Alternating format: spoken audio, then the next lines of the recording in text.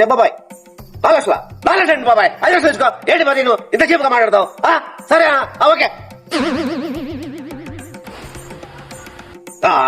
బాబాయ్ రమ్ బాబాయ్ చెప్పబాయ్ ఏం కావాలి?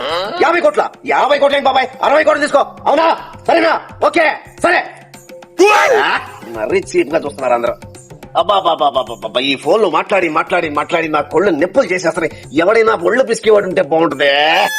అన్నా మీరేం చేస్తుంటారన్నా? నేను అన్ని చెప్తాను, నీకేం కావాలి చెప్పరా? ఉద్యోగం లేక అడవి పందిలాగా తిరుగుతున్నానా? ఒక ఉద్యోగం ఇప్పిండానా?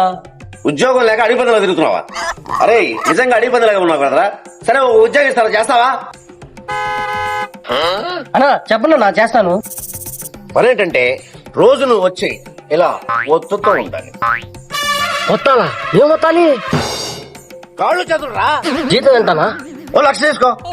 సరే సరే సరే 2 లక్షలు తీసుకోపో. వచ్చితే 2 లక్షలా? అయితే అన్ని వచ్చేస్తా.